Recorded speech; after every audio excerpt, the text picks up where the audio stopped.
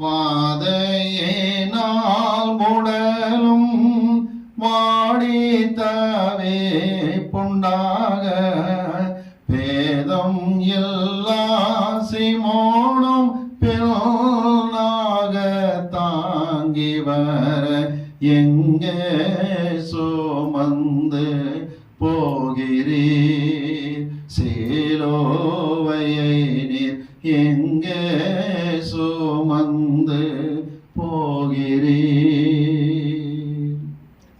பிதாவே, இந்த அருமையான வேலைக்காக உமக்கு நன்றிகளை நாங்கள் ஏறெடுக்கிறோம். எங்களுடைய பாவங்களை சுமந்து தீர்க்கிற தேவாட்டு குட்டியாக கல்வாரி சிலுவையிலே பாடுகளை சகித்ததோடு மட்டுமல்லாமல் 7 வார்த்தைகளை மொழிந்தீரே, அவைகளை குறித்து நாங்கள் தியானிக்கும் பொழுது எங்களோடு கற்பனை பிரசன்னம் இருந்து எங்களை தாங்கும்படிக்கு ஜெபிக்கிறோம். திருச்சபை மக்களை ஆசுவதியும், ஜூமிலே பங்கு கொண்டிருக்கிற பிள்ளைகளை ஆசுவதிப்பீராக. யூடியூப் வாயிலாக செய்தியை கேட்கிற எல்லா பிள்ளைகளையும் ஆசுவதியும்.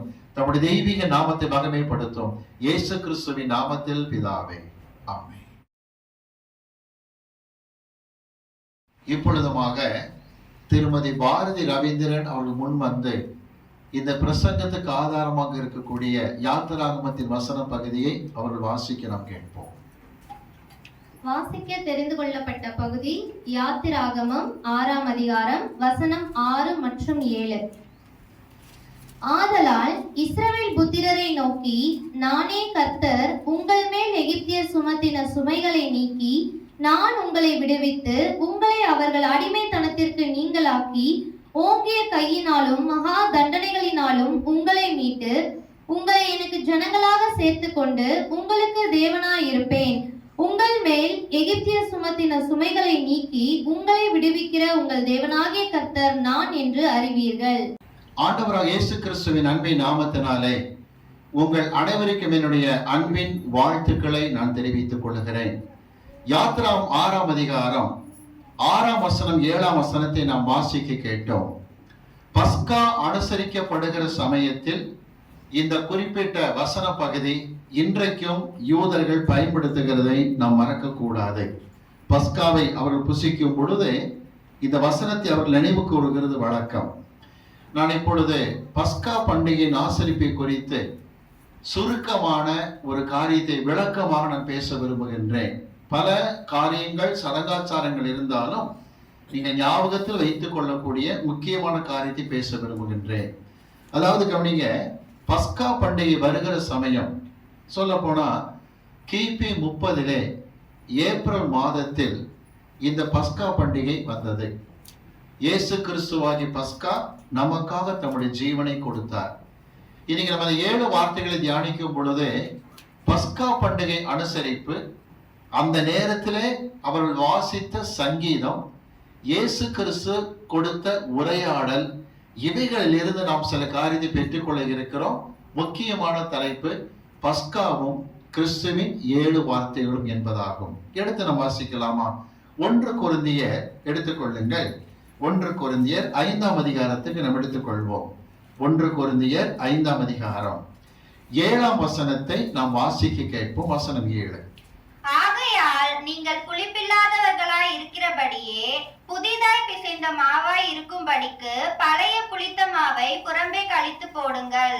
ஏனெனில் நம்முடைய பஸ்காவாகிய கிறிஸ்து நமக்காக பலியிடப்பட்டிருக்கிறாரே. கவனிப்போம், நம்முடைய பஸ்காவாகிய இயேசு கிறிஸ்து நமக்காக பலியிடப்பட்டார். அர்த்தம் தெரியுமா? அவர் பாவம் இல்லாதவராக பலியானார். பஸ்கா பண்டிகையின் சமயத்திலே பயன்படுத்தப்படுகிற அப்பம் புளிப்பில்லாததாக இருக்கும் என்று விளங்கிக் கொள்ளுங்கள். புளிப்பில்லாத அப்பத்தோடு பண்டிகை ஆசரிக்கிறது போல பாவமற்ற இயேசு கிறிஸ்து நமக்காக என்ன செய்தார்? சிலுவையில ஜீவனை கொடுத்தார் என்று காட்டப்படுகிற காரியம். என்ன செய்வாங்க தெரியுமா? பஸ்கா பண்டிகை வரும் பொழுது நன்கு புரிந்து கொள்ளுங்கள், ஒரு குடும்பத்திற்கு 1 ஆடு வீதம் அத்தனை குடும்பங்களுக்கும் ஆடுகளை வாங்கி வைத்திருப்பார்கள். இயேசு கிறிஸ்து காலத்திலேயே 2,56,000 ஆடுகள் பலி செலுத்தப்பட்டதாக சரித்திரம் சொல்லுகிறது. கவனிக்கிறீர்களா? ஒரு குடும்பத்திற்கு 1 ஆடு. இதை கொண்டு போய் பிரதான ஆசாரிட்டு கொடுக்கிறதுக்கு முன்னாடி அதை பரிசோதிப்பார்கள். அந்த ஆட்டில் எதனாவது கண் பார்வை சரியில்லையா? கவனிங்க, கால் ஊனமாக இருக்கிறதா கவனிப்பார்கள். எல்லாம் கவனிச்சு அது பிழையற்ற பழுதற்ற ஒரு ஆடு என்று தெரிந்ததும் குடும்ப தலைவன் பெயர் சீட்டு போடப்பட்டு இருக்கும் அந்த ஆட்டை அவர்கள் பலி செலுத்தி தோலை உரித்து விட்டு இறைச்சியை அவர்கள் கையில், குடும்ப தலைவன் கையில கொடுத்து விடுவார்கள். சமையலுக்காக வேண்டி கொடுப்பாங்க. பஸ்கா பண்டிகைங்கிறது குடும்பமாக சேர்ந்து அவர்கள் ஆசரிப்பதும் உண்டு, நண்பர்களோடு சேர்ந்து ஆசரிக்கிற காரியம் இருக்கு. என்ன செய்வாங்க சொல்லி சொல்றேன். குடும்பத்துல கவனிக்கிறீங்களா, ஒரு 3 பிள்ளைங்க, அப்பா அம்மா, மொத்தம் 5 பேர் இருக்காங்கன்னா, உதாரணமா சொல்றேன், ஒருத்தருக்கு 3 அப்பம் என்று கணக்கு வச்சிருப்பாங்க. தலைக்கு 3 அப்பம், ஒருவருக்கு 4 டம்ளர் திராட்சை ரசம். புரிந்து கொண்டீர்களா? அந்த அளவுக்கு என்ன செய்வாங்க, மாவை எடுத்து, மெல்லிய மாவை எடுத்து நன்கு பிணைந்து புளிப்பில்லாத அப்பங்களை ஆயத்தப்படுத்துவாங்க. குடும்பத்துல 5 பேர் இருக்கிறாங்க மெம்பர்னா 5 பெருக்கல் 3 15 அப்பங்கள் தயாரிக்கப்பட்டு விடும்.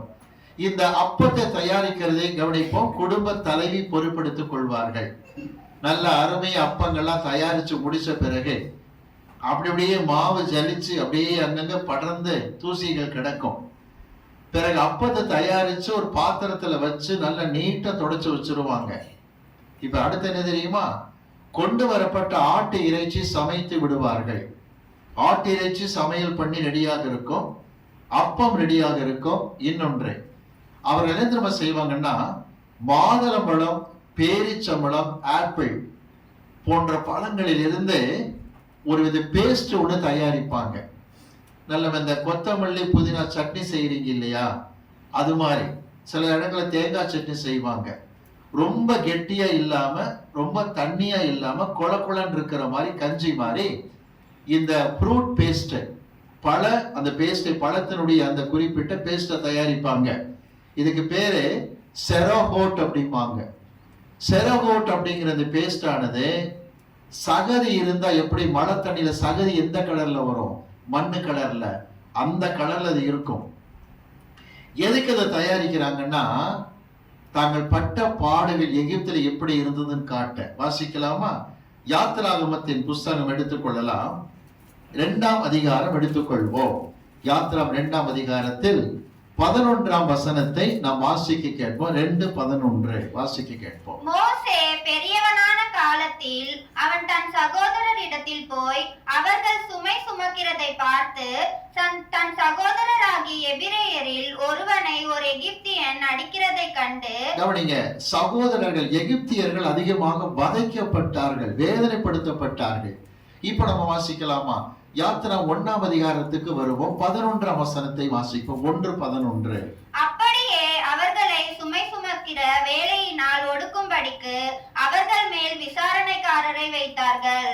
அப்பொழுது அவர்கள் பார்வோனுக்காக பித்தோம், ராமசேஸ் என்னும் பண்டசாலை பட்டணங்களை கட்டினார்கள். இந்த பார்வோன் ராஜா கவனிக்க 2 பட்டணம் கட்ட சொன்னான்.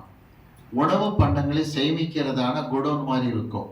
பித்தோம், கவனிங்க, ராமசேஸ். இத கட்டுகிற காரியத்துல எந்த அளவு கஷ்டப்பட்டாங்கிறத மோசே பார்க்கும்படிக்கு கர்த்தர் செய்தார். இதுல பாருங்க, விசாரணைக்காரை வைத்தார்கள் இருக்கு. என்ன பண்ணுவாங்க தெரியுமா? பட்டணத்தை கட்டும் போது கவனிங்க, நல்லா சேறு குழைச்சு அந்த கல்லை வச்சு சாந்து பூசுகிற காரியம் வரணும். சேறு குலைக்க ரொம்ப சங்கடப்பட்டாங்க. அந்த சேறு சகதி என்ன கலர்ல இருந்துச்சோ அதே கலர்ல தான் மாதுளம்பழம், பேரிச்சம்பழம், ஆப்பிள் கொண்டு பேஸ்ட் மாதிரி தயாரிப்பாங்க. எதுக்கு தெரியுமா? தாங்கள் அன்னைக்கு சேறு குலைத்து கஷ்டப்பட்டது நினைவு கூறும்படிக்கு என்று விளங்கிக் கொள்ளுங்கள். இப்ப இந்த பேஸ்ட் ஒரு பக்கம் தயாரிச்சு வச்சிருப்பாங்க. ஆனா அவங்களுக்கு என்ன தெரியும் மனசுல ஞாபகம் வரும், அந்த நாட்களை அந்த பஸ்கா அனுசரிக்கும் பொழுது 2 அடுக்கு சுவரு 2 ஒரு 3 வரி கட்டிட்டாங்கன்னு சொன்னா அடுத்த நாள் விசாரணைக்காரன் வருவான். என்ன தெரியுமா செய்வான்? நேத்து எத்தனை வரி கட்டியிருக்காங்கன்னு பாக்குறதுக்காக இஸ்ரவேல் ஜனங்களை, கட்டடம் கட்டின இஸ்ரவேல் மக்களை நிற்க சொல்லுவாங்க. எப்படின்னா, ஒருத்தன் முதுகு மேல கால் வச்சு, அடுத்தவன் தலையில கால் வச்சு, அவன் தலையில கால் வச்சு அந்த வீரன் விசாரணைக்காரன் ஏறுவான். நேத்து 3 ஆள் தலையில ஏறின, இன்னைக்கு 5 ஆள் தலையில ஏறி இருக்கேன்னு சொல்லி முதுகுல தலையில கால் வச்சு ஏறி அளவு பார்ப்பாங்க. நேத்து வேலை கரெக்டா நடந்திருக்கான்னு சொல்லி. எடுத்து வாசிக்கலாமா? 66ஆம் சங்கீதம் எடுத்துக்கொள்ளுங்கள். சங்கீதம் 66இல் யாஷர் ஜபக்குள்ள இந்த நினைவு கூர்ந்து பாடினார்கள். 66ஆம் சங்கீதம் 11ஆம் வசனம் 12ஆம் வசனத்தை வாசிக்க நாம் கேட்போம். எங்களை வலையில் அகப்படுத்தி எங்கள் இடுப்புகளின் மேல் வருத்தமான பாரத்தை ஏற்றினீர்.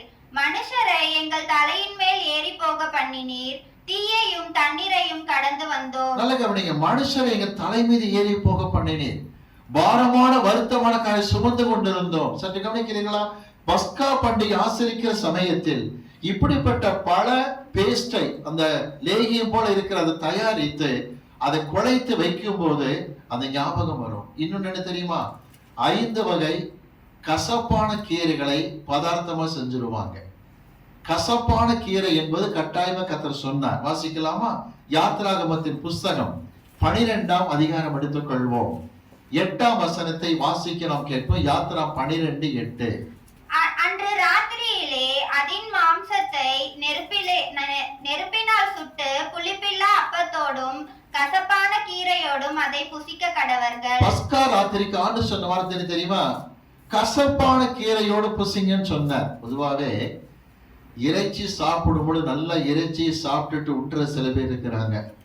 ஆனா கசப்பான ஒரு பொருளை எடுத்துக்கொண்டா அது ஃபுட் பாய்சன் ஆகாதபடிக்கு காப்பாற்றும் என்பது மருத்துவ காரியத்தில் இருக்கக்கூடிய குறிப்பு என்று விளங்கிக் கொள்ளுங்கள். ஆகவே ஆண்டவர் கசப்பான கீரை, 5 வகை கசப்பான கீரை. இப்ப நம்ம ஊர்கள்ல அகத்திக்கீரை, முருங்கைக்கீரை, அப்புறம் சக்கரவர்த்தினின்னு ஒண்ணு செய்வாங்க, அது கீரை. இப்படி கசப்பான கீரைகள் சிலது இருக்கு இல்லைங்களா? அது போல அவங்க 5 வகையான கசப்பான கீரை பதார்த்தம் பண்ணி வச்சிருப்பாங்க. என்னென்ன ரெடியா இருக்கு? இப்ப இறைச்சி சமைச்சாச்சு, கவனிக்கிறீங்களா? அப்போ தலைக்கு 3 அப்பம், அப்புறம் செரவோட் பேஸ்ட், அதாவது பழத்தில் தயாரிக்கப்பட்ட சகதி கலர்ல இருக்கும். அடுத்து கசப்பான கீரை. இன்னொன்று தலைக்கு 4 டம்ளர் வீதம் திராட்சை ரசத்தை புளிப்பே இல்லாம அளவா தண்ணி கலந்து தயாரிச்சிருப்பாங்க. இப்ப என்ன நடக்குன்னு பார்ப்போம். சற்று கவனிக்கும்போது கூடுதலான கவனத்தை வைத்துக் கொள்ளுங்கள். என்னன்னா, கையில ஒரு ஈசோப்பு தாவர தண்டு வச்சிருப்பாங்க. ஈசோப்புங்கிறது நம்ம ஊர்ல இருக்கக்கூடிய பார்த்தீனியம் செடி மாதிரி புஷ்ஷா மாதிரி புதர் மாதிரி காணப்படும். இதை என்ன செய்வாங்கன்னா, உப்பை தண்ணியில கரைச்சு உப்பு தண்ணி ரெடியா வச்சிருப்பாங்க. உப்பு தண்ணி எதுக்கு வச்சு தெளிச்சாங்கன்னு கேட்டீங்கன்னா, அவர் வடித்த கண்ணீரை காட்டுவதற்காக. எகிப்திலே கண்ணீர் வடித்தோமே, அந்த கண்ணீரை காட்டுவதற்கு உப்பு தண்ணி பயன்படுத்துகிற பழக்கம் அவர்களுக்கு இருந்தது. என்ன தெரியுமா செய்வாங்க? உப்பு தண்ணியை தெளிக்கிறதான அந்த காரியமானது சுத்திகரிப்புக்காக பயன்படுத்தி கொண்டு வந்தாங்க. குடும்ப தலைவர் என்ன தெரியுமா செய்வாரு? தான் கொடுத்த ஆட்டில இருந்து ரத்தத்தை எடுத்து கொடுத்துருக்காங்கன்னா அந்த ரத்தத்தை பாத்திரத்தில் கொண்டு வந்து ஈசோப்பு தாவர தண்டு இருக்குங்களா, அது நல்ல உப்பு தண்ணியில ஊற போட்டுட்டு அந்த ரத்தத்துல தோய்த்து வாசலை தெளிப்பாங்க. அப்படியே வாசலை தெளிக்கும் போது என்ன அர்த்தம் தெரியுமா? என் குடும்பம் எந்த ஒரு அசுத்தம் இல்லாமல் தூய்மையாக இருக்கிறது. ஐயா, இது எப்படி நம்ம செய்வாங்க? அந்த அம்மா அப்ப தயாரிச்சு பாத்திரத்துல வச்சு நல்லா மூடி தொடச்ச பிறகு தரையெல்லாம் ஜோர துடைக்கிற பொறுப்பு வீட்டிற்கு கூட இல்லறத்தரசியோடது. வீட்டிற்கு அந்த அம்மாவோட பொறுப்பு. பிள்ளைங்க கதவு ஜன்னெல்லாம் துடைக்கும். புருஷன் கூரை நல்லா தட்டி விடுவார். சுத்தமா எந்த ஒரு குப்பையும் இல்லாம ரெடி பண்ணிட்டு பிறகு எல்லாம் நல்லா தங்களை வாஷ் பண்ணி சுத்திகரிச்ச பிறகு குடும்பத்தில் கை வைத்து சொல்வார், எங்களது ஆன வரைக்கும் எல்லா குப்பைகளையும் எல்லா பழைய மாவுகளையும் சுத்தமாக அகற்றி விட்டோம். ஆனாலும் யெகோவா எங்கள் கண்களுக்கு மறைவாக ஏதாகிலும் மாவு இண்டு இடுக்கிலே ஒட்டி கொண்டிருந்தால் அதை யெகோவா நாமத்தில் சபிக்கிறோம் அப்படிம்பாங்க. அவ்வளவு ஜாக்கிரதை சுத்தம் பண்ணிக்கிறாங்க. இப்ப ஈசோப்பு தாவர தண்ட ரத்தத்தில் எடுத்து ஆட்டு ரத்தத்தில் தோய்த்து வாச நிலக்கால் அடிக்கும் போது அந்த காட்சியை பார்த்து ரொம்ப அழகா இருக்கும். அடிக்கப்பட்ட ரத்தம் வடியும் போதே சிலுவை வடிவத்தில் தான் காணப்படும். அன்னைக்கு அவங்களுக்கு புரியல. வாச நிலக்கால் அடிக்கிறாங்க பார்த்தீங்களா, மேல அடிச்ச உடனே அப்படியே இப்படி திரும்ப பாருங்க, சிலுவையில இயேசு கிறிஸ்து ரத்தம் சிந்த போகிறதுக்கான முன்னடையாளமாகத்தான் இருந்தது. அவங்களுக்கு அந்த காரியம் விளங்கல, ஆனா செய்து கொண்டு வந்தாங்க. இப்ப பாருங்க என்ன தெரியுமா செய்வாங்கன்னா, 1 அடி உயரத்துல மேஜை வச்சிருப்பாங்க வீட்டுல, நல்ல பெரிய டைனிங் டேபிள் மாதிரி இருக்கும். அதுக்கு கீழே தலையின மாதிரி திண்டு, அந்த உருளை உள்ள திண்டு மாதிரி பார்த்தீங்களா, அது மாதிரி வச்சுக்குவாங்க. இதுல உட்கார்ந்து இடது கையை டேபிள்ல சப்போர்ட்டா கொடுத்துக்கிட்டு வலது கையை தான் என்ன செய்வாங்க அவங்க யூஸ் பண்ணுவாங்கன்னு மறக்காதீங்க. என்ன தெரியுமா செய்வாங்க? குடும்ப தலைவன் எழுந்து நின்று துவக்க ஜெபத்தை செய்வார். இப்ப விருந்தாளிங்க 15 பேர் கூப்பிட்டுருக்கிறோன்னு சொன்னா நல்லா கவனிங்க, 45 அப்பம் ரெடியா இருக்கும். அவங்களுக்கு 4 டம்ளர் வீதம் திராட்சரசம் ரெடியா இருக்கும். இப்ப நான் விருந்தாளியை கூப்பிட்டுருக்கிறேன்னு சொன்னா, நான் தான் அழைத்தவன் சொன்னா, நான் தான் எழுந்து அங்க ஜெபிக்கிறவனாக இருப்பேன். துவக்க ஜெபம் செய்த பிறகு என்ன சொல்லுவாங்க தெரியுமா?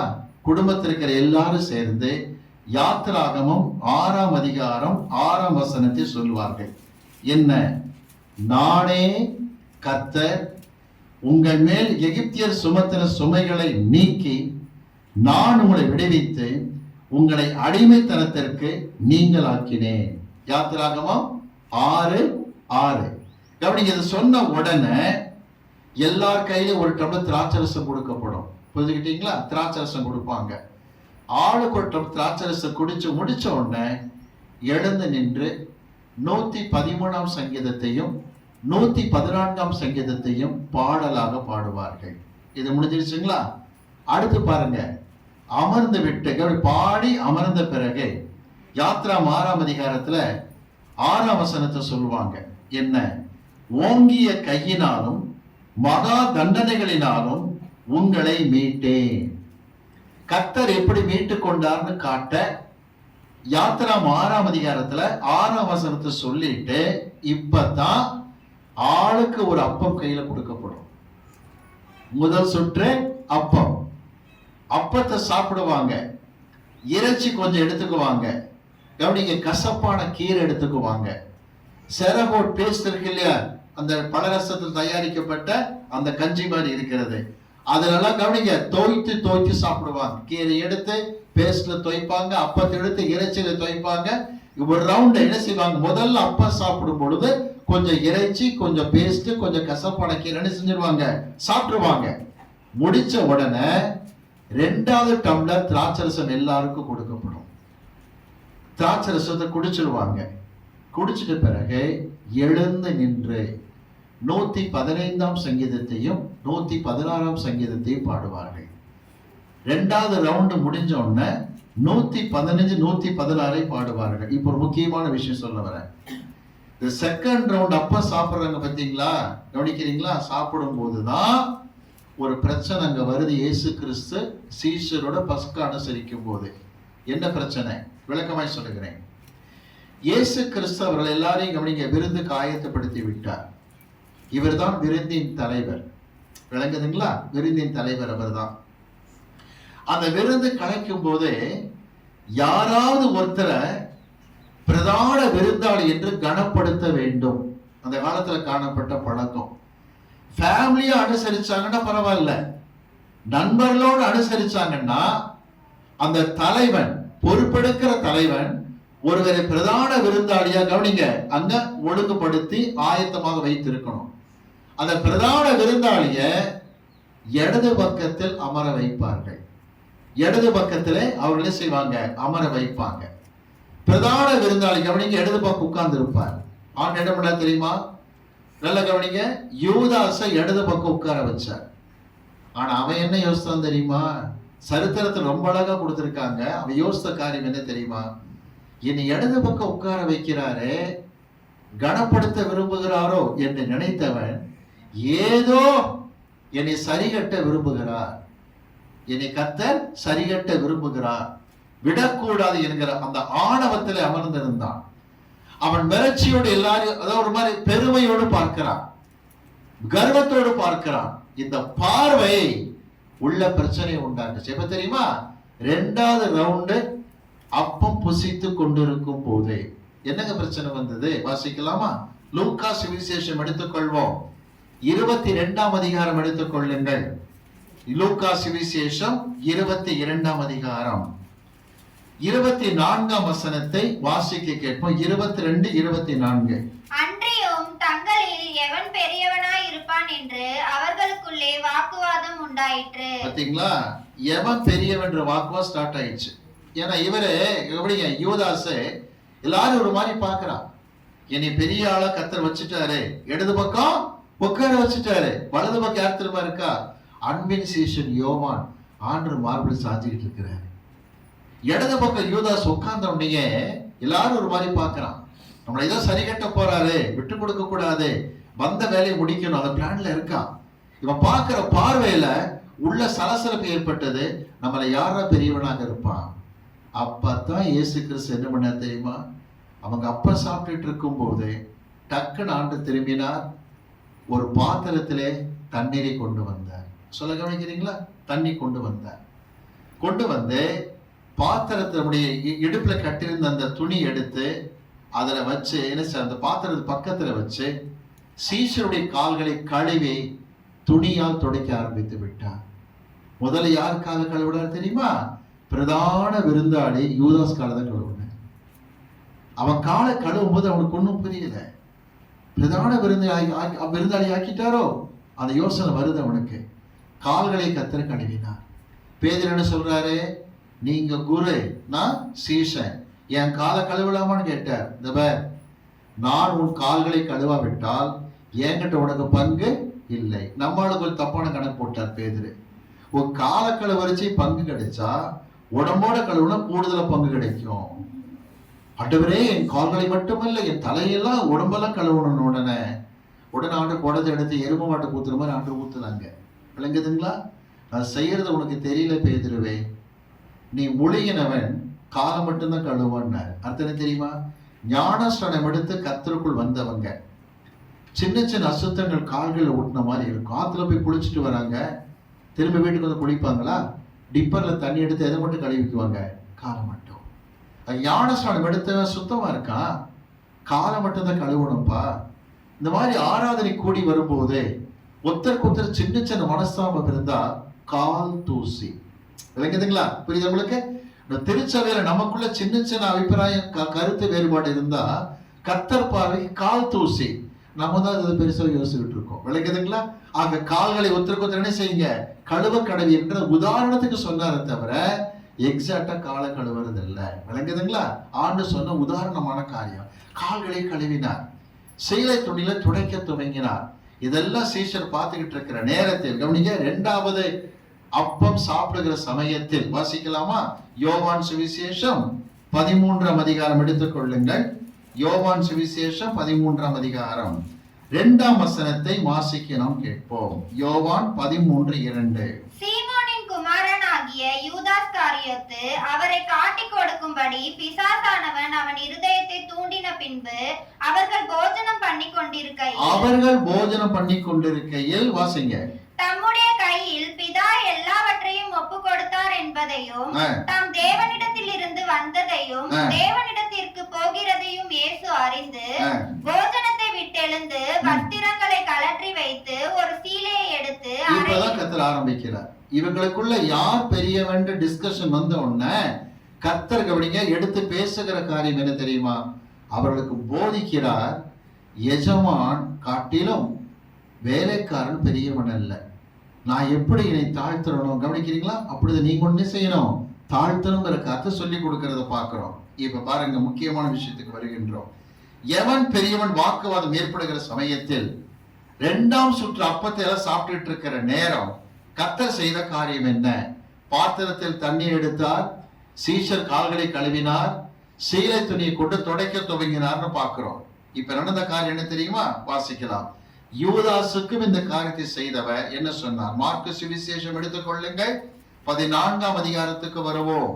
மார்க்கு சுவிசேஷம் 14ஆம் அதிகாரம் எடுத்துக் கொள்ளலாமா? 20ஆம் வசனத்தை வாசிக்கலாம். கேட்கும் வசனம் 20. அவர் பிரதியுத்தரமாக, என்னுடனே கூட தாளத்தில் கையிடுகிறவனாகிய 12 ஒருவனே அவன் என்று சொல்லி மனுஷகுமாரன் தம்மை குறித்து எழுதியிருக்கிறபடியே போகிறார். கவனிக்கிறீங்களா? தீர்மானிக்கப்பட்டபடியே மனுஷகுமாரன் போகிறார். ஆனால் கவனிங்க, அவரை காட்டி கொடுக்கிறவனுக்கு ஐயோ, பெறவாதிருந்தால் சொல்லுங்க நலமாய் இருக்கும் என்றார். கூடவே சொல்லுகிறார், கவனிங்க, என்னோட கூட தாளத்தில் கையிடுகிறவன். என்ன மீனி தெரியுமா? இப்ப கையில அப்பத்தை எல்லாம் வச்சு சாப்பிட்டுட்டு இருக்காங்க இல்லைங்களா? இப்ப கர்த்தர் என்ன சொன்னார்னா, யூதாஸ் அறிமுகப்படுத்துற மாதிரி செய்யலாம். இடது பக்கம் உட்கார வச்சு பிரதான விருந்தாளின் காட்ட தன்னுடைய அப்பத்துல ஒரு பகுதியை கர்த்தர் எடுத்து அவன் கையில கொடுத்துட்டார். அவன் கையில கொடுத்தோட பிரதான விருந்தாளி ஆயிட்டார். யாரு? யூதாஸ். இப்ப ஆண்டவர் எடுத்த உடனே நீ தாண்டா காட்டி கொடுக்க போற சொல்லி இருந்தார் வைங்க. எதிரில் யார் உட்கார்ந்து இருக்கா தெரியுமா? பேதுரு. மீனை பட்டு பட்டுன்னு வெட்டுற ஆளு. விளங்குதுங்களா? என்ன பண்ணிருப்பாரு? சடார்னு பாஞ்சிருப்பாரு. யூதாஸுக்கு தலை போகுதோ கழுத்து போகுதோ தெரியாது. விளங்குதுங்களா? அவனை பிரதான விருந்தாளி அறிவிச்சுட்டா ஒண்ணுமே செய்ய முடியாது. விளங்குதுங்களா? அப்ப என்ன பண்ண தெரியுமா ஆண்டவர்? அப்பத்துல ஒரு பகுதி எடுத்து அவன் கையில கொடுத்து, இவர் கசப்பான கீரையை தொடுமோ அவன் என்ன செய்ய? கசப்பான கீரையை தொடணும். இயேசு கிறிஸ்து செரவல் பேஸ்ட்ல அந்த இனிப்பான பதார்த்தத்துல அந்த தோய்த்தார்னா அவன் அதை தோய்த்தாகணும். என்னோட கூட தாளத்தில் கையிடுகிறவனே. அப்ப அவன் கையில கொடுத்துட்டாரு. கசப்பான கீரையை சேர்த்து சாப்பிடுறான். மீனிங் என்ன தெரியுமா? நான் மரணத்தின் கசப்பை அனுபவிக்க போகிறேன், பரலோகத்தில் இனிமையோடு நான் காணப்படுவேன். நீ கவனி, இப்ப 30 வெள்ளிக்காசு வாங்கி சந்தோஷப்படுற மாதிரி இருக்கும். ஆனா பாதாளத்துல மன கசப்பை காலாகாலமா அனுபவிக்க போகிறாய். இதெல்லாம் தெரியாம செஞ்சுட்டு உட்கார்ந்திருக்கா யூதாஸ். விளங்குதுங்களா? அந்த குறிப்பிட்ட அப்பத்தை புசிக்கிற காத்து செய்துகிட்டு இருக்கிறான். எடுத்துக்கொள்ளலாம் நம்ம அந்த வசனத்தை. மார்க் 14:20 என்னோட கூட தாளத்தில் கையிடுகிறவனே சொல்லி கத்தரங்க எடுத்து காட்டுறதை பார்க்கிறோம். இப்ப கத்தர் செய்த காரியம் என்ன தெரியுமா? அவன் கையிலே திராட்சரசத்திலே தோய்த்து கொடுக்கிற காரியத்தை செய்யும் பொழுதுதான் ஒரு விஷயம் நடந்தது. வாசிக்கலாம். யோவான் சுவிசேஷம் 13ஆம் அதிகாரத்துக்கு வாருங்கள். யோவான் சுவிசேஷம் 13ஆம் அதிகாரம் 26ஆம் வசனத்திலிருந்து வாசிப்போம். 26ஆம் வசனத்திலிருந்து. இயேசு பிரதியுத்தரமாக, நான் இந்த துணிக்கையை தோய்த்து எவனுக்கு கொடுப்பேனோ அவன்தான் என்று சொல்லி துணிக்கையை தோய்த்து சீமோன் குமாரனாகிய யூதாஸ் காரியோத்துக்கு கொடுத்தார். கவனிங்க, பேஸ்ட்ல தோச்சு சாப்பிட்டாச்சு, கீரையில தோச்சு சாப்பிட்டாச்சு.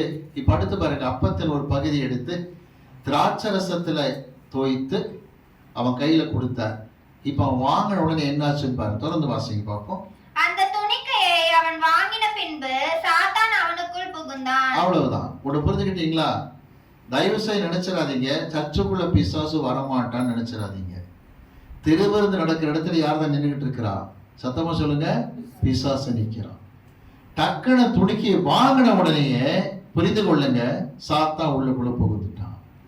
தன் வேலையை செய்வதற்கு அவனை பார்த்து கத்தர் சொன்னார், நீ செய்கிறதை சீக்கிரமாய் செய்து முடிச்சிட்ட.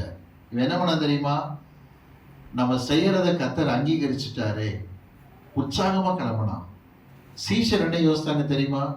அவங்கிட்ட பணம் வரவு செலவு கணக்கு இருந்ததுனால பண்டிகைக்கு ஏதோ வாங்க போறான்னு நினைச்சிட்டாங்க. பிரதான விருந்தாளி அறிமுகப்படுத்திட்டார். இதான் நடந்தது. ஒரு விஷயம் சொல்ல விரும்ப புரிந்து கொள்ளுங்கள் பிரியமானவர்களே. இந்த குறிப்பிட்ட காரியத்தை கத்தர் செய்த பிறகு கவனிங்க, 3ஆம் முறை கத்தர் அப்பத்தை எடுத்தார். அந்த இறுதி சுற்று அப்பத்தை எல்லா சீஷருக்கு கொடுத்துட்டு, கவனிக்கிறீங்களா? நான் ஆரம்பத்தில் சொன்னேன், முதல்ல என்ன செய்வாங்க? திராட்சரசம் மட்டும் தான் குடிப்பாங்க. 113 114 சங்கீதத்தை பாடுவாங்க. அப்புறம் 115 116. 3ஆம் சுற்று இது பண்ணும் பொழுது 117 118 சங்கீதத்தை செய்யறவங்க பாடணும். 3ஆம் சுற்று கவனிங்க, இந்த அப்பத்தை கத்தர் கொடுத்து முடிச்ச உடனே எல்லாரும் சாப்பிடுகிற நேரத்தில் கத்தர் சொல்லுகிறார், இந்த அப்பத்தை நீங்கள் என்ன செய்யுங்க? சாப்பிடுங்க அப்படி சொல்லிட்டு, உங்களுக்காய் பிற்கப்படுகிற என்னுடைய சரீரமாய் இருக்கிறது. நல்லா கவனிங்க, முதன்முறை அப்பத்தை தோய்ச்சு கொடுக்கறதெல்லாம் இவன் தான் பிரதான விருந்தாளி காட்ட செஞ்சுட்டார். விளங்குதுங்களா?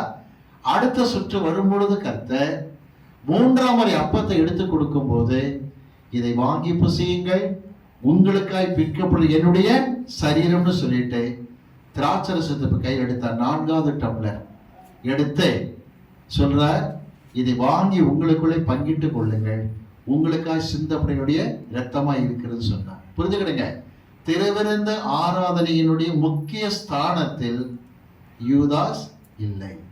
பிரதான விருந்தாளியாக அவன் அறிவிக்கப்பட்டு கிளம்பி விட்டான். இப்ப கவனிக்கிறீங்களா? இந்த திராட்சரசம் கொடுத்து முடிச்ச பிறகு நடந்த அடுத்த நிகழ்ச்சிக்கு வருகின்றோம். அவங்க வழக்கமா செய்யற காரியம் என்ன தெரியுமா? அவர்கள் 117 118 சங்கீதத்தை எழுந்து நின்று அவர்கள் என்ன செய்வாங்க? பாடுவாங்க. அப்ப அவங்க சொல்லக்கூடிய வசனம் என்ன தெரியுமா? எடுத்துக்கொள்வோம். யாத்திராகமத்தின் புஸ்தகம் 6ஆம் அதிகாரம் 7ஆம் வசனத்தில் உங்களை எனக்கு ஜனங்களாக சேர்த்து கொண்டு உங்களுக்கு தேவனாய் இருப்பேன். அந்த வார்த்தையை சொல்லி 100 கவனிங்க, அப்பம் இறைச்சி செரவட் பேஸ்ட் கீரை சாப்பிட்டுட்டு 117, 18, 112 சங்கீதத்தை பாடிட்டு பிறகு அமர்ந்திருந்து சொல்லுகிற அடுத்த வசனம் என்ன தெரியுமா? யாத்ராம் 6:7 என்ன சொல்லுகிறது? உங்கள் மேல் எகிப்தியர் சுமத்தின சுமைகளை நீக்கி உங்களை விடுவிக்கிற உங்கள் தேவனாய் கர்த்தர் என்று நான் என்று அறிவீர்கள்னு சொல்லி முடிச்சிட்டு இப்ப கவனிங்க, 3ஆம் சுற்று அப்பத்தை புசித்து 4வது டம்ளர் திராட்சரசத்தை குடித்து முடித்து விட்டு இப்ப எழுந்து நிற்பாங்க. எழுந்து நின்று 136ஆம் சங்கீதத்தை பாடுவார்கள். இதைத்தான் மத்தேயு 26:30 வாசிக்கிறீங்க. ஸ்தோத்திர பாட்டை பாடிய பிறகு ஒலிவமலைக்கு புறப்பட்டு போனார்னு வாசிக்கிறீங்க. இப்படி பஸ்கா பண்டிகை அனுசரணை பல சடங்குகள் இருக்கு. நான் சுருக்கமா சொல்லிட்டு வந்தேன். இப்ப நம்ம இந்த பஸ்கா என்கிற அந்த வார்த்தைக்கும் கிறிஸ்து சிலுவையில் சொன்ன அந்த 7 வார்த்தைகளுக்குமான இணைப்பை பார்க்க போகிறோம். இப்படி நம்ம மத்தியிலே இஸ்ரவேல் ஜெயவேலு அவர்கள் முன் வந்து முதல் வசனத்தை கிறிஸ்து சிலுவையில் முடிந்த முதல் வார்த்தை வாசிப்பார்கள். லூக்கா 23ஆம் அதிகாரம் 34ஆம் வசனம். அப்பொழுது இயேசு, பிதாவே, இவர்களுக்கு மன்னியும், தாங்கள் செய்கிறது இன்னதென்று அறியாதிருக்கிறார்களே என்றார். அவருடைய வஸ்திரங்களை அவர்கள் பங்கிட்டு சீட்டு போட்டார்கள். தேவ பிள்ளைகளே, பஸ்கா என்கிற வார்த்தைக்கு அர்த்தம் என்ன தெரியுமா? கடந்து போகுதல் அர்த்தம். எகிப்தை விட்டு இவங்க கடந்து போகிற சமயத்தில் அனுசரித்ததுனால ஆங்கிலத்துல பாஸ் ஓவர்னு சொல்லுவாங்க. பாஸ் ஓவர்னு சொல்லும் பொழுது கடந்து போகிற வார்த்தையை குறிக்கிறதான அந்த பதம் கடந்து போகுதல்.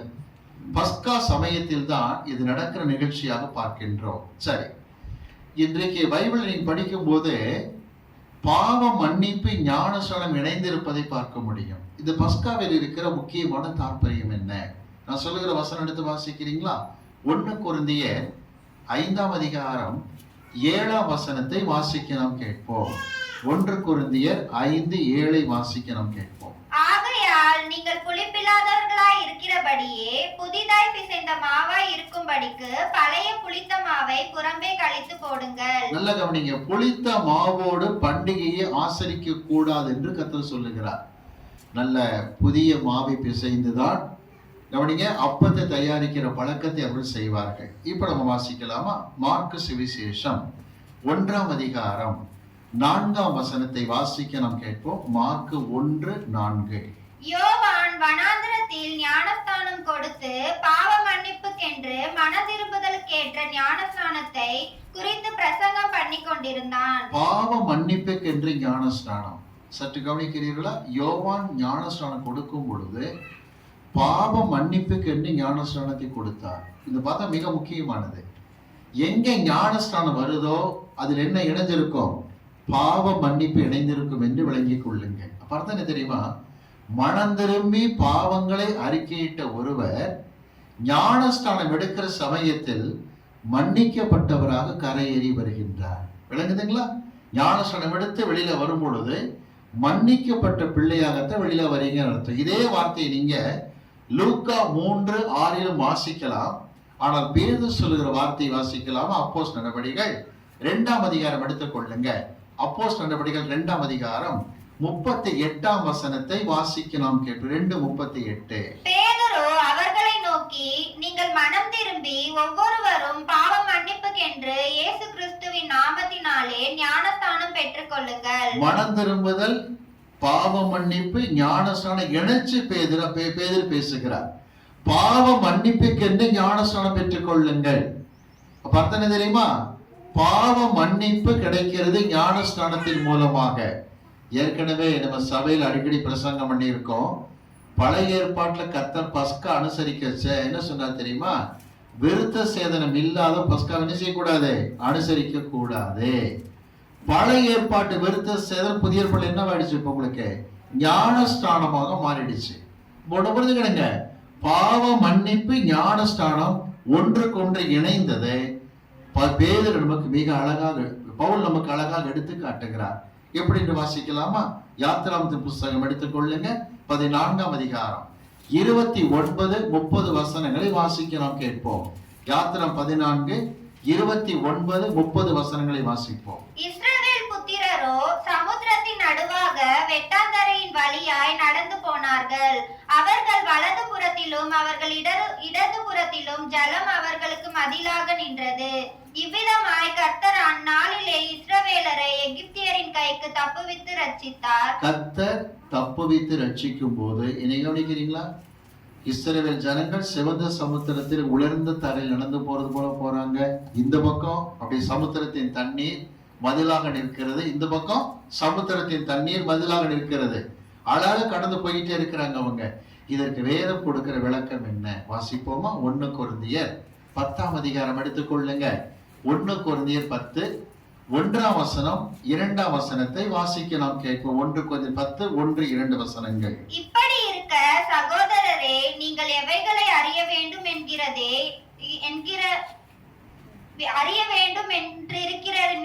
என்றால், எவைகளை நீங்கள் அறிய வேண்டும் என்று இருக்கிறேன் என்றால், நம்முடைய பிதாக்கள் எல்லாரும் மேகத்துக்கு கீழாய் இருந்தார்கள். எல்லாரும் சமுத்திரத்தின் வழியாய் நடந்து வந்தார்கள். எல்லாரும் மோசேக்குள்ளாக மேகத்தினாலும் சமுத்திரத்தினாலும் ஞானஸ்நானம் பண்ணப்பட்டார்கள். இதுதான் ஞானஸ்நானம். ஞானஸ்நானம் பண்ணப்பட்டது நினைக்கிறீங்களா? பாவங்கள் மன்னிக்கப்பட்ட ஒரு சாட்சி அது. இதைத்தான் சிலுவையிலே நம்முடைய பஸ்கா சொன்னார், பிதாவை இவர்களுக்கு மன்னியும், தாங்கள் செய்வது என்னதென்று அறியாதிருக்கிறார்கள். ஒன்று விளங்கிக் கொண்டீர்களா? எகிப்து தேசத்தில் இருக்கும் பொழுது எகிப்தியருடைய சில நடைமுறைகளோடு இஸ்ரவேலர் கலந்திருந்தாங்க. தெரியல, ஏன்னா அப்ப நியாயப்பிரமாணம் கொடுக்கப்படலை. அவங்க பாட்டுக்கு சில பழக்கங்களை இருந்தாங்க. கலப்பு திருமணங்களும் காணப்பட்டன. என்ன இருந்தாலும் கர்த்தர் தம்முடைய ஜனங்களை மீட்கும் பொழுது சிவந்த சமுத்திரத்தை கடக்க வைத்து மேகத்தினாலும் சமுத்திரத்தினாலும் ஞானஸ்நானம் பண்ணப்பட்டாங்கன்னா பாவங்களே செய்கிறதே மன்னிக்கப்படுகிறது. நம்முடைய பஸ்கா கிறிஸ்து சொன்ன முதல் வார்த்தை பிதாவே இவர்களுக்கு மன்னியும் என்கிற வார்த்தை என்று விளங்கிக் கொள்ளுங்கள். இப்ப நம்ம 2வது வார்த்தைக்கு வர இருக்கின்றோம். நம் மத்தியில் இருக்கக்கூடியதான பிரதர் வில்சன் அவர்கள் முன் வந்து 2ஆம் வார்த்தை வாசிக்க நாம் கேட்போம். லூக்கா எழுதின சுவிசேஷம் 23ஆம் அதிகாரம் 39 முதல் 43 வரை. அன்றியும் சிலுவையில் அறையப்பட்டிருந்த குற்றவாளிகளில் ஒருவன், நீ கிறிஸ்துவானால் உன்னையும் எங்களையும் ரட்சித்துக்கொள் என்று அவரை இகழ்ந்தான். மற்றவன் அவனை நோக்கி, நீ இந்த ஆக்கினைக்குட்பட்டவராய் இருந்தும் தேவனுக்கு பயப்படுகிறது இல்லையா? நாமோ நியாயப்படி தண்டிக்கப்பட்டிருக்கிறோம்.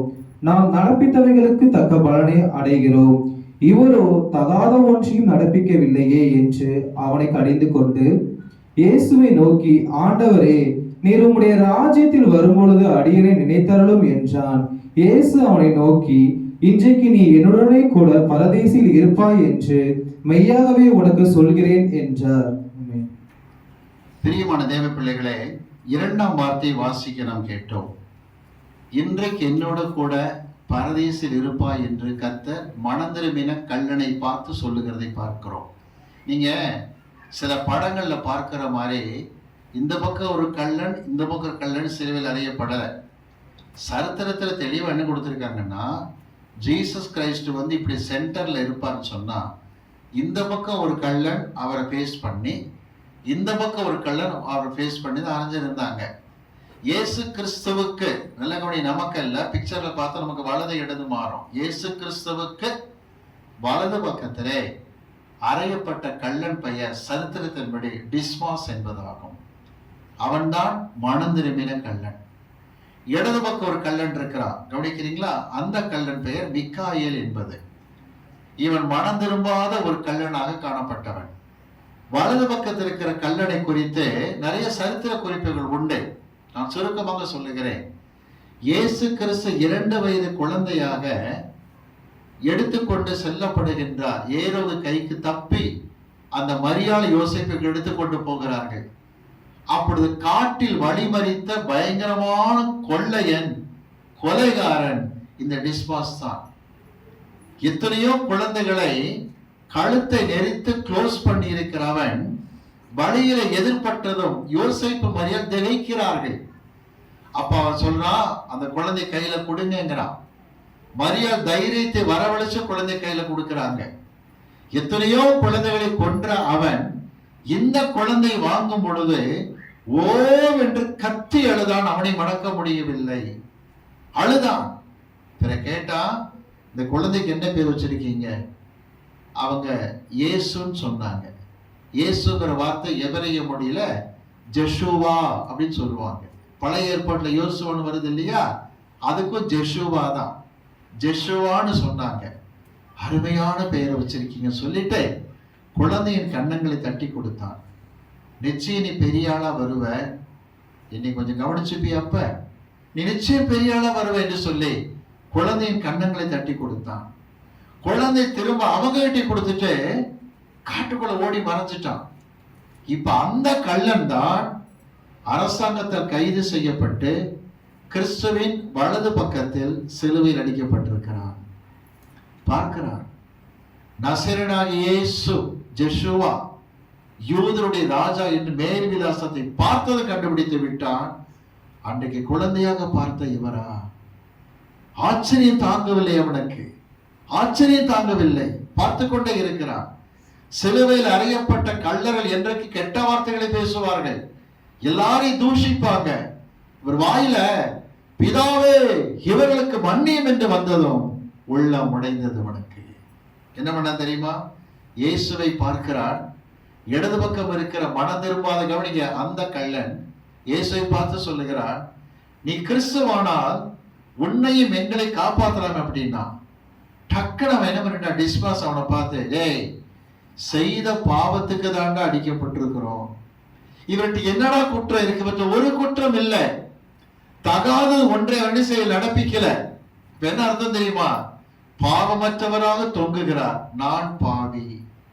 இந்த அறிக்கை அவன் செஞ்சுட்டு இயேசுவை பார்த்து சொல்லுகிறா, இன்னுமா நீ பயப்படல கடவுளுக்குன்னு சொல்லி அவனை திட்டிட்டு இயேசுவை பார்த்து, உங்க ராஜ்யத்துல என்னை நினைச்சுக்கிடுங்க அப்படின்னா. நல்ல கவனிங்க, இந்த பக்கம் ஒரு கள்ளன், புரிஞ்சுக்கிடுங்க, இந்த பக்கம் ஒரு கள்ளன். பஸ்கா எப்படி அனுசரிக்கப்படுகிறது என்று பாருங்கள். வாசிக்கலாமா? 1 கொரிந்தியர் 5ஆம் அதிகாரம், 1 கொரிந்தியர் 5ஆம் அதிகாரம் 7ஆம் வசனம் முடியும் போது, நம்முடைய பஸ்காவாகிய கிறிஸ்து நமக்காக பலியிடப்பட்டு இருக்கிறார். அப்ப 2 விஷயம் இருக்கு. 8ஆம் வசனம், ஆதலால் பழைய புளித்த மாவோடு அல்ல, துர்க்குணம் பொல்லாப்பு என்னும் புளித்த மாவோடு அல்ல, அதுதான் மிகாயேல். அடுத்து பார்க்கலாமா? துப்புரவு உண்மை என்னும் புளிப்பில்லாத அப்பம், அவன் தான் டிஸ்மாஸ்.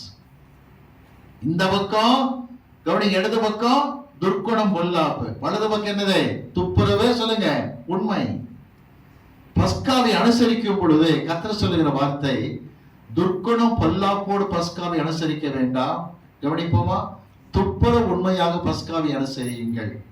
என்ன அப்படிப்பட்ட அனுசரணை என்று கேட்டால், நம்ம எடுத்து வாசிக்கலாமா? 1 கொரிந்தியர் 5:8 துப்புரவு உண்மை என்னும் புளிப்பில்லாத அப்பமாக இருக்க வேண்டும் என்று சொல்லுகிறார். நான் சொல்ற வசனம் வாசித்தீங்களா? யாத்திராகமத்தின் புஸ்தகம் 13ஆம் அதிகாரம் எடுத்துக்கொள்ளுங்க. யாத்திராகமத்தின் புஸ்தகம் 13 6ஆம் வசனத்தை வாசிக்கலாம். கேட்போம். வசனம் 6, புளிப்பில்லா அப்பத்தை 7 நாள் அளவும் புசிக்க கடவாய். 7ஆம் நாள் புளிப்பில்லாத அப்பத்தை புசிக்கணும், புளிப்பு இருக்க கூடாது. இந்த புளிப்புக்கு என்ன அர்த்தம் கொடுக்குறாங்க தெரியுமா? துர்க்குணம் பொல்லாப்பு, புளிப்பில்லாத வாழ்க்கை, துப்புரவு உண்மைன்னு சொல்றாங்க. அப்ப அர்த்தம் என்ன தெரியுமா? துப்புரவுங்கிற வார்த்தைக்கு அர்த்தம் என்னன்னு கேட்டீங்கன்னா, கிரேக்க மொழியில எய்லி கிரினேயான்னு ஒரு வார்த்தை சொல்லுவாங்க. எய்லி கிரினேயாங்கிற வார்த்தை எப்ப திரும்ப யூஸ் பண்ணுவாங்கன்னா, இதுக்கு பவுலே விளக்கம் கொடுக்கிறார். அந்த காலத்துல கிரேக்கர்கள் சாம்ராஜ்யம் முறியடிக்கப்படும் போது ரோமர்கள் உலகமெங்கு படையெடுத்து கிரேக்க அரசை வீழ்த்தி கொண்டே வந்தாங்க. கிரேக்கர்களுக்கு ஒரு பழக்கம் என்ன தெரியுமா? சில பேர் பார்த்திருக்கீங்களா? சின்னதா வாடகை வீடு கிடைச்சாலும் செடி வளர்த்துக்கிட்டு இருப்பாங்க, தொட்டி செடி வச்சிருப்பாங்க. அவர் கிரேக்கர்களுக்கு இன்னைக்கும் சிலைகள் வடிவமைத்து வைக்கிறதெல்லாம் ரொம்ப இஷ்ட. வீடுகள்ல நிறைய சிலைகள்லாம் வச்சிருப்பாங்க. ரோமர் படையெடுத்து வரைச்ச சிலையெல்லாம் உடைச்சிட்டானுங்க. இப்ப கிரேக்கர்களுக்கு ரொம்ப வருத்தம் என்ன தெரியுமா? கிரேக்க சாம்ராஜ்யம் விழுந்துருச்சு, ரோம ராஜா வந்துட்டான், ஆனா முரட்டு பயல்களா சிலையை உடைச்சிட்டீங்களா சொல்லி வருத்தப்பட்டு இருக்கிறாங்க. அப்பதான் ரோம அரசாங்கம் ஒரு பெரிய மார்க்கெட்டிங் பிளேஸை வச்சான். என்னன்னா, நீங்கள் விரும்பின சிலையை சொன்னா வடிவமைத்து கொடுப்பாங்க, உங்களுக்கான செலவை அரசாங்கம் ஏற்றுக்கொள்ளும் அப்படின்ட்டாங்க. அந்த குறிப்பிட்ட தொகையை கொண்டு ஒரு அதிகாரிட்ட கொடுத்து பணத்தை கொடுத்துருவான். ஏகப்பட்ட சிலை செய்கிற ஆட்கள் வந்துட்டானுங்க. அதுல கடையில போட்டிருப்பாங்க, என்ன எழுதியிருப்பாங்க, இந்த கடையில் துப்புரவான சிலைகள் இருக்கும் போட்டிருப்பாங்க. துப்புரவுங்கிற வார்த்தைக்கு அங்க போட்டிருக்கிற கிரேக்க வார்த்தை தான் எய்லி கிரினையான் போட்டிருப்பாங்க. அந்த கடைகள் என்னத்துல வார்த்தைன்னு கேட்டீங்கன்னா, சில பேர் பார்க்க கவனிங்க, ரொம்ப அழகா சிலையை செஞ்சிருவான். மெழுக போட்டு நல்லா கவனிங்க, உள்ளுக்குள்ள மெழுகெல்லாம் போட்டு வெயிட் ஏற்றி சிலையை வடிச்சிருவானுங்க. வெயில் காலம் வந்துருச்சுன்னா உள்ள மெழுகு ஹீட்ல உரிய சிலை ஒரு மாதிரி பெண்டாக ஆரம்பிச்சிடும். அர்த்தம் என்ன, இந்த சிலை கலப்படத்தில் வடிவமைக்கப்பட்டதுன்னு அர்த்தம். விளங்குதுங்களா? கலப்படமே இல்லாம சுத்தமான சிலைக்கு தான் துப்புரவான சிலைன்னு சொல்லுவாங்க. வாசிக்கலாமா? 2 கொரிந்தியர் 2ஆம் அதிகாரம் எடுத்துக்கொள்ளுங்கள். பவுல் கொடுக்கிற விளக்கத்தை பார்ப்போம். 2 கொரிந்தியர் 2ஆம் அதிகாரம் 17ஆம் வசனத்தை வாசிக்கிறோம், கேட்போம். 2 கொரிந்தியர் 2:17. அநேகரை போல நாங்கள் தேவ வசனத்தை கலப்படமா பேசாம துப்புரவாகவும் தேவனால் அருளப்பட்ட பிரகாரமாகவும் கிறிஸ்துவுக்குள் தேவ சந்நிதியில் பேசுகிறோம். இப்ப பிரசங்கம் பண்றச்ச கலப்படமா பேசக்கூடாதான், துப்புரவா பேசுங்க. நேற்று ஒரு அருமையான மகள் எனக்கு போன் பண்ணாங்க. என்னமான்னு கேட்டேன். எங்க அந்த பிரசங்கம் அவங்க கேட்டான்னு தெரியல. யாரோ ஒருத்தர் பிரசங்கம் பண்ணாராம். என்ன பிரசங்கம் பண்ணி இருக்கிறாரு, இஸ்ரவேல் நாட்டில் கோழியும் கிடையாது, சேவலும் கிடையாதான். சேவல் கூவுகிறதுக்கு முன்னே நீ மறுதளிப்பாய் கர்த்தர் சொன்னது. ஜாமம் காக்கிற ஒரு சத்தத்தை எக்கால மாதிரி எழுப்புவானாம். அந்த எக்கால சத்தம் கோழி சேவல் கூவுற மாதிரி கேட்குமா, சேவல் கூவுற சத்தம் மாதிரி கேட்குமா. இதுதான் பைபிள்ல போட்டிருக்கு அப்படின்னு ஒரு கதை. அந்த பொண்ணு என்கிட்ட சொல்லிச்சு. நான் சொன்னா, ஒரு அரமண்டையன் ஒன்றும் புரியாத பயலா இருக்கான். பாரதி கூட டக்குன்னு சொன்னாங்க, கோழி தன் குஞ்சுகளை சட்டிக்குள்ளே சேர்த்து கொள்ளும் வண்ணமாயின்னு லூக்கா 13 கர்த்தரே சொல்ற. சேவல் கூவுகிற வார்த்தையை சொன்னாரே தவிர எக்காலன்ற வார்த்தை கர்த்தர் என்ன செய்ய பயன்படுத்தல. இப்படி சில பேர் பார்த்தீங்கன்னா சரியா பிரசங்கம் பண்ண மாட்டாங்க, துப்புரவா இருக்காது, கலப்படமா பேசிக்கிட்டு இருப்பாங்க. அப்ப சிலுவையிலே மனம் திரும்பின அந்த கள்ளன் பார்த்தீங்கன்னா துப்புரவான வார்த்தையை கொடுக்கிறான். ஐயா, நாங்கள் குற்றத்திற்காக அடிக்கப்பட்டிருக்கிறோம், குற்றம் இல்லாதவராய் அடிக்கப்பட்டிருக்கிறீரப்பா, நீ பாவம் இல்லாதவர். துப்புரவு உண்மை அவரிடத்தில் காணப்பட்டது. எதுல உண்மையை காட்டுறான் வாசிக்கலாம். அடுத்து நம்ம 1 யோவான் எல்லாம் திருப்பி கிடுங்க பார்ப்போம். 1 யோவான் 1ஆம் அதிகாரத்துக்கு வாங்க. 1 யோவான் 1ஆம் அதிகாரம் எடுத்துக்கொள்ளலாம். 1 யோவான் 1ஆம் அதிகாரம் 8ஆம் வசனத்திலிருந்து வாசிக்கலாம், கேட்போம். வசனம் 8 முதல். நமக்கு பாவம் இல்லை என்போமானால் நம்மை நாமே வஞ்சிக்கிறவர்களாய் இருப்போம், சத்தியம் நமக்குள் இராது. பாவம் இல்லைன்னு சொன்னா நம்மை நாமே வஞ்சிக்கிற பிள்ளைகள் அர்த்தம். தொடர்ந்து வாசிங்க.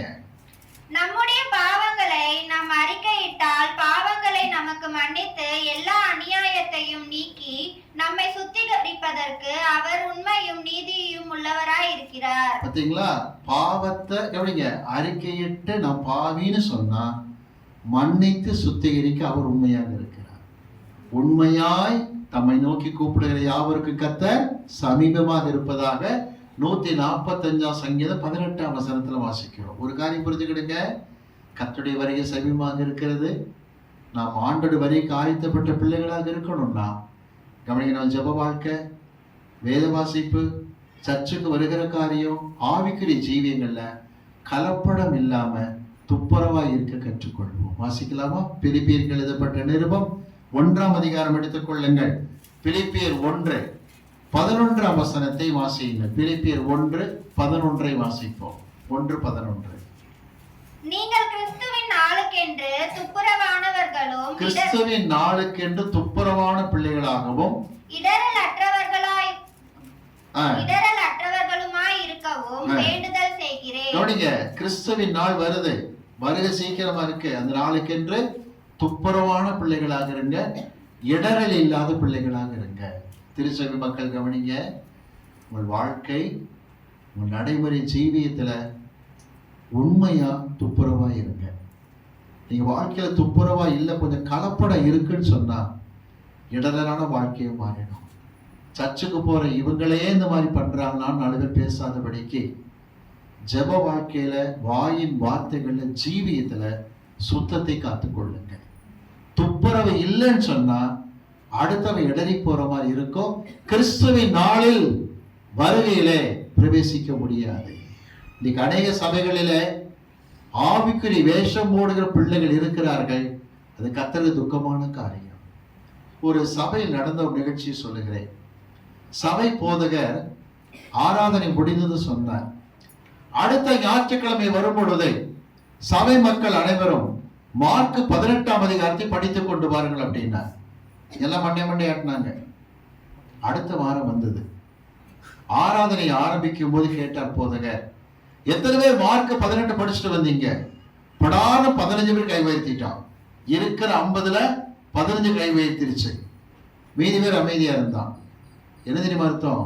மார்க்ல 16 அதிகாரம் தான் இருக்கு. 18 அதிகாரம் சொல்லுங்க இல்ல. இப்ப கை உயர்த்தின பரிசுத்தவானா? சொல்ல புரியுது உங்களுக்கு? உண்மை இல்லாத பிள்ளைகள் அர்த்தம். நீ பைபிளை திருப்பி இருந்தா உனக்கு தெரிஞ்சிருக்கு மார்க்ல எத்தனை அதிகாரம் தான் இருக்கு? 16.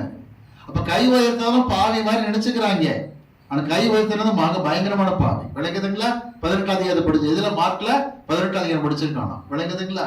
என்றைக்குமே களப்பற்ற பிள்ளைகளாகவே காணப்படுங்க. நல்லது பிரியமானவர்களே, நாம் இந்த வார்த்தைகளை குறித்து தியானித்து வருகிறோம். 3ஆம் வார்த்தைக்கு வர இருக்கின்றோம். நம் மத்தியிலே தம்பி தமயேந்திரன் முன் வந்து 3ஆம் வார்த்தையை வாசிக்கும்படி நான் கேட்டுக்கொள்கிறேன். யோவான் 19ஆம் அதிகாரம் 26, 27 வசனங்கள். அப்பொழுது இயேசு தம்முடைய தாயையும் அருகே நின்று தமக்கு அன்பாயிருந்த சீஷனையும் கண்டு தம்முடைய தாயை நோக்கி, ஸ்ரீயே, அதோ உன் மகன் என்றார். பின்பு அந்த சீஷனை நோக்கி, அதோ உன் தாய் என்றார். அந்நேரம் முதல் அந்த சீஷன் அவளை தன்னிடமாய் ஏற்றுக்கொண்டான். ஆண்டவராக இயேசுவின் நாமம் மகிமைப்படுவதாக. இப்ப 3ஆம் வார்த்தைக்கு வந்திருக்கின்றோம். ஆண்டவர் சிலுவையில் தொங்கிக் கொண்டிருக்கும் பொழுது தம்மை பெற்றெடுத்த தாய் மரியாதை கத்தர் பார்க்கின்றார். அவருடைய கண்ணீரை கத்தர் காண்கின்றார். மறுபக்கம் மார்பிலேயே சாய்ந்து கொண்டு உரிமையோடு காணப்பட்ட யோவான் மனம் கசந்து அழுதவராய் நிற்கிற காட்சியை பார்க்கிறார். சரித்திரத்தில் சொல்லுகிறார்கள், யோவான் புலம்பினாராம். பக்கத்தில் இருக்கக்கூடிய மரியாதை பார்த்து. மரியாள் யார்? யோவானுக்கு பெரியம்மா. மரியாளுடைய கூட பிறந்த தங்கை தான் யோவானுடைய தாய் சலோமி என்பவர்கள். யோவான் தன் தாயை பார்த்து, பெரியம்மாவை பார்த்து புலம்புகிறார். பெரியம்மா, யார் மார்பில் சாய்த்துக் கொள்வேன்? உரிமையோடு மார்பில் சாய்வேனே, யார் மார்பில் சாய்வேன் என்று கலங்குகிறார். இந்த காட்சியை கத்தர் பார்த்தார். யோவானை பார்த்து சொன்னார், அதோ உன் தாய். மரியாளை பார்த்து அதோ உன் மகன் சொன்ன உடனே யோவான் மரியாளை தன்னிடமாய் ஏற்றுக்கொண்டார் என்று பார்க்கின்றோம். ஒரு விஷயம் புரிந்து கொள்ளுங்க, திரும்ப ஞாபகப்படுத்துகிறேன். யோவான் 13ஆம் அதிகாரத்திலிருந்து 17ஆம் அதிகாரம் வரைக்கும் பஸ்கா விருந்தில் கர்த்தர் சொன்ன உரையாடல். 13, 14, 15, 16 எல்லாம் அவர் பஸ்கா விருந்து சமயத்தில் சீஷர்கிட்ட பேசின வார்த்தைகள் 4 அதிகாரத்துல. 17ஆம் அதிகாரத்துல சீஷர் முன்னாடி அவர் ஏறெடுத்த ஜெபம். திரும்ப சொல்லுகிறேன், 4 அதிகாரங்கள் 13லிருந்து 16 வரைக்கும் 4 அதிகாரங்கள் சீஷரோடு பேசியவை. எப்ப தெரியுமா? இந்த பஸ்கா விருந்தில. யூதாஸ் புறப்பட்டு போயிட்டான் இல்லைங்களா? துணிக்கையை வாங்கிக்கிட்டு போனான் இல்லைங்களா? சாத்தா உள்ள புகுந்தானே, அவன் போயிட்டான். அவன் போன பிறகு கர்த்தர் கவனிங்க, அடுத்த சுற்று அப்பம் திராட்சரசை பகிர்ந்து கொடுத்து விட்டு 136 சங்கீத பாடலை பாடி முடிச்ச உடனே கவனிங்க, தொடர்ந்து 13ஆம் அதிகாரத்தில் இருக்கிற உரை 14, 15, 16 அவர் அவர்களோடு பேசுகிற வார்த்தைகள். 17ஆம் அதிகாரத்தில் சீஷர் முன்பதாக வானத்துக்கிடற கண்களை ஏறெடுத்து ஜெபிக்கிற ஜெபத்தோடு அந்த பஸ்கா பண்டிகை விருந்து முடிவடைகிறதை பார்க்கின்றோம். இப்ப நான் சொல்ல வர காரியம் என்ன தெரியுமா? இந்த உரையிலே கர்த்தர் சொன்ன வார்த்தை என்ன? வாசிப்போம். யோவான் சுவிசேஷம் 14ஆம் அதிகாரம் எடுத்துக் கொள்ளுங்கள். 18ஆம் வசனத்தை வாசிக்க நாம் கேட்போம். யோவான் 14, 18. நான் உங்களை திக்கற்றவர்களாக விடேன். நான் உங்களை திக்கற்ற பிள்ளைகளாக விட மாட்டேன். சிலுவையிலே இயேசு தொங்கும் போது சொன்ன கவனிக்க 3ஆம் வார்த்தை, அதோ உன் மகன், அதோ உன் தாய் என்றார். என்ன அர்த்தம் தெரியுமா? திக்கற்ற பிள்ளைகளாக விட்டு விடுகிற தேவன் அல்ல. மரியாளுக்கு தாய் பாசத்தை காட்டி அரவணைக்கக்கூடிய ஒரு மகனை கர்த்தர் இணைத்து வைக்கிறார். அந்த மகன் யோவானுக்கு தாய்ப்பாசம் காட்டக்கூடிய தன் தாயார் என சேர்த்து வைத்து அதை உன் தாய் என்று சொல்லுகின்றார். ஆண்டவர் சீசரை பார்த்து சொன்ன வார்த்தை, நான் உங்களை திக்கற்ற பிள்ளைகளா விட மாட்டேன். திக்கற்ற பிள்ளைகள் அர்த்தம் என்ன தெரியுமா? திக்கற்ற பிள்ளை யாருக்கு சொல்லுவாங்க தெரியுமா? வாசிக்கலாம், புலம்பல் புஸ்தகத்தில் தெளிவாக இருக்கிறது. எரேமியாவின் புலம்பல் 5ஆம் அதிகாரம் எடுத்துக்கொள்ளலாம். எரேமியாவின் புலம்பல் 5ஆம் அதிகாரத்திலே 3ஆம் வசனத்தை நாம் வாசிக்க கேட்போம். எரேமியாவின் புலம்பல் 5:3. திக்கற்ற பிள்ளைகளாய் மாறிவிட்டோம். திக்கற்றவர்களானோ, தகப்பன் இல்லை. எங்கள் தாய்கள் விதவைகளைப் போல எங்கள் தாய் விதவைகளைப் போல இருக்கிறார்கள். சில குடும்பத்துல தகப்பன் மரித்து போய் தாய் விதவையாக இருக்கிற காட்சியை பார்க்கிற பிள்ளைகள் உண்டு. சில குடும்பங்களிலே தகப்பன் உயிரோடு இருந்தும் தங்கள் தாய் விதவை போல் இருக்கிற காட்சி பார்க்கிற பிள்ளைகள் உண்டு. ஆண்டு சொல்லுகிறார், நீ எப்படிப்பட்ட சந்தர்ப்பத்தில் இருந்தாலும் நான் உன்னை திக்கற்ற பிள்ளையாக விடவே மாட்டேன். இதுதான் ஆச்சரியம். சில பிள்ளைகளை பார்த்திருக்கிறேன், அப்பா உண்டு, அம்மா உண்டு. ஆனா ஒரு நாளாவது பிள்ளைகளுக்கு சவரச்சனை செய்வதோ பிள்ளைகளை விசாரிப்பதையோ செய்யவே மாட்டார்கள். நான் சென்னையில ஊழியம் செய்யும் பொழுது ஒரு அருமையான வாலிப தம்பி அறிவேன். காய்ச்சலோடு படுத்து கிடப்பான். அவன் தகப்பன் இல்லை, தாய் இருந்தும் அனாதையை போல இருந்தான். அவனே எழுந்து அரிசியை ஊற வச்சு கஞ்சி வடிச்சு அவனே சாப்பிடுவான். மெதுவா கடைக்கு நடந்து போய் மாத்திரை வாங்கிட்டு வருவான். ஒரு நாள் படுகிற கஷ்டத்தை பார்த்தேன். ஒரு வார்த்தை சொன்னேன், தம்பி என் வீட்டுக்கு வா என்று கூப்பிட்டேன். 15 நாள் என் இல்லத்தில் தங்க வைத்து நான் பராமரித்தேன். சரீர சுகவீனம் மாறுகிற வரைக்கும் பராமரித்தேன். சில குடும்பங்கள்ல பார்க்கிறோம், அப்படித்தான் அப்பா அம்மா உயிரோடு இருந்தும் அனாதை போல இருக்கிற பிள்ளைகள் உண்டு. சில சமயத்தில் தகப்பன் இருந்தும் திக்கற்ற பிள்ளைகளாக இருப்பார்கள். சில குடும்பத்தில் தகப்பன் இல்லாமல் திக்கற்ற பிள்ளைகளாக இருப்பார்கள். ஆனால் சொல்லுகிறார், நீ எந்த நிலையில் இருந்தாலும் சரி, நான் உங்களை திக்கற்ற பிள்ளை விடவே மாட்டேன்னு கர்த்தர் சொன்னார். பஸ்காவில கர்த்தர் சொன்னதான அந்த உரையாடல சொல்லுகின்றார். வாசிக்கலாமா? 146ஆம் சங்கீதம் 9ஆம் வசனத்தை வாசிக்கணும் கேட்போம். 146ஆம் சங்கீதத்திலே 9ஆம் வசனத்தை நாம் வாசிக்க கேட்போம். 146:9. பரதேசிகளை கர்த்தர் காப்பாற்றுகிறார். அவர் திக்கற்ற பிள்ளையையும் விதவையையும் ஆதரிக்கிறார். திக்கற்ற பிள்ளைகளை விதவைகளை ஆதரிக்கிற தேவன். இந்த நாளிலே கவனிக்க ஒரு காரியம் முடிவுக்கு வாங்க. ஆண்டவரே, தகப்பன் இல்லை, தகப்பன் இருந்தும் கூட திக்கற்ற பிள்ளையை போல் காணப்படுகிறோம். அன்று சொல்லுகிறார், இப்படிப்பட்ட மக்களை ஆதரிக்கிற தேவனாக இருக்கின்றார். அது ஒரு நாள் மறக்கக்கூடாது. அருமையானவர்களே, கர்த்தர் நம்மை ஒரு நாள் கைவிடவே மாட்டார். என்ன சொல்லியிருக்கார் ஆண்டவர்? சீசரை பார்த்து, உலகத்தின் முடிவு பரியந்தம் சகல நாட்களிலும் உங்களோடு நான் இருக்கிறேன்னு வாக்கு கொடுத்திருக்கிறார். மத்தேயு 28:20 வாசிக்கின்றோம். எனக்கு இன்னும் மறக்க முடியாத சம்பவம் என்ன தெரியுமா? பெங்களூர்ல கடைசி பேட்சை நடத்திக்கிட்டு இருக்கிறோம்.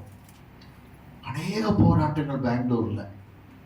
எதுக்கடா பெங்களூர்ல இந்த பேட்சை நடத்துறோங்கிற அளவுக்கு சில பாஸ்டர்ஸ் ரொம்ப நெருக்கடி கொடுத்து கேவலப்படுத்திக்கிட்டு இருந்தாங்க. ரொம்ப வேதனையின் நாட்கள். அந்த கல்லூரிக்கு வரக்கூடிய மாணவர் எண்ணிக்கை குறைத்து காண்பித்தார்கள். எல்லாவற்றையும் சகித்து கொண்டோம். ஒசூர்ல பஸ் ஏறி தர்மபுரி வந்துகிட்டு இருக்கிறேன். நான் அமர்ந்திருக்கிற சீட்டுக்கு சைட்ல வலது பக்கம், எனக்கு வலது பக்கத்துல ஒரு சீட்ல ஒரு தாயார் கையிலே குழந்தை வைத்துக் கொண்டிருப்பதை பார்த்தேன். அந்த பெண்மணி ஒரு இஸ்லாமிய பெண்மணி என்பதை நான் கவனித்தேன். அவர்கள் மேல் அந்த குழந்தை சாய்ந்து கொண்டிருந்தது. ஊழியத்தினுடைய சில காரியங்களை போராட்டங்கள் நினைத்து நான் யோசிக்கும் பொழுது என்னையும் அறியாமல் என் கண்களில் கண்ணீர். அழ ஆரம்பித்தேன். உமக்காகத்தானே இத்தனை கிலோமீட்டர் பயணம் பண்ணி நான் ஊழியம் செய்கிறேன். என்னை நினைத்து நான் அழுது கொண்டிருக்கிற நேரத்தில் ஆண்டவர் அந்த பெண்ணை பார்க்கபடிக்கு ஏவினார். அவள் மடியில் இருந்த குழந்தையை கவனித்தேன். வாகனம் மிக விரைவாக போய் கொண்டிருக்கிறது. டிரைவர் ரொம்ப ஃபாஸ்டாக ஓட்டுகிறார்.